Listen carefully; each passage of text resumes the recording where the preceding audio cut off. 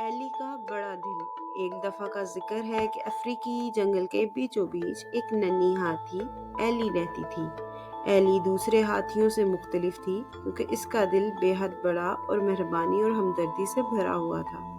ہر صبح ایلی خوشی سے چہچہا کر سب جانوروں کو سلام کرتی اور پورا دن دوسروں کی مدد اور خوشی کے طریقے ڈھونڈتی رہتی۔ وہ اپنے مضبوط سونڈ کی مدد سے درختوں سے پھل توڑ کر اپنے سے چھوٹے دوستوں جیسے کچھووں اور خرگوشوں کو کھلاتی۔ ایک دن جب ایلی دریا کے قریب کھیل رہی تھی تو اس نے کسی کی فریاد سنی۔ جو وہ آواز کے پیچھے گئی تو دیکھا کہ ایک چھوٹا سا بندر کانٹوں بڑے جھاڑیوں میں پھنسا ہے۔ وہ خوف زدہ ہے اور بے بس ہے۔ ایلی نے فوراً اپنے سونڈ کی مدد سے کانٹوں کو نرمی سے ہٹایا اور بندر کو آزاد کر دیا۔ شکریہ ایلی، بندر نے خوشی سے چہچہاتے ہوئے کہا۔ مجھے سمجھ نہیں آ رہا تھا میں یہاں کیسے آ گیا اور یہاں سے کیسے نکلوں گا۔ ایلی نے مسکرا کر کہا، ہم سب کو کبھی نہ کبھی کسی نہ کسی کی مدد کی ضرورت پڑتی ہے۔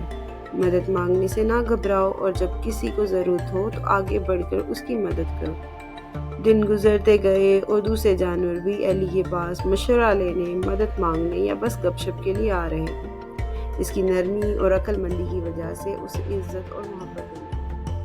ایک دن خوفناک خشک سالی آ گئی، دریا سوکھ گئے اور تالاب ختم ہو گئے۔ تمام جانور پریشان تھے کیونکہ پینے کے لیے پانی نہیں تھا۔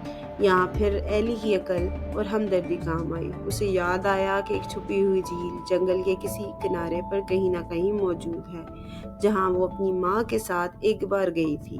چونکہ کسی کو راستہ معلوم نہیں تھا، ایلی نے سب جانوروں کو اکٹھا کیا اور انہیں وہاں لے جانے کا فیصلہ کیا۔ چلچلاتی دھوپ اور لمبے سفر کے باوجود ایلی نے ہمت نہ ہاری۔ اس کی یادداشت نے اس کا ساتھ دیا اور آخرکار وہ سب زندگی بچانے والی جھیل کے پاس پہنچ گئے۔ جانوروں نے خوش ہو کر پانی پیا اور ایلی کی قیادت اور مہربانی کا جشن منایا۔ اس دن کے بعد ایلی صرف ایک دوست نہیں بلکہ ایک لیڈر بن گئی جو سب کو جوڑنے لگی، سب کا خیال رکھنے والی تھی۔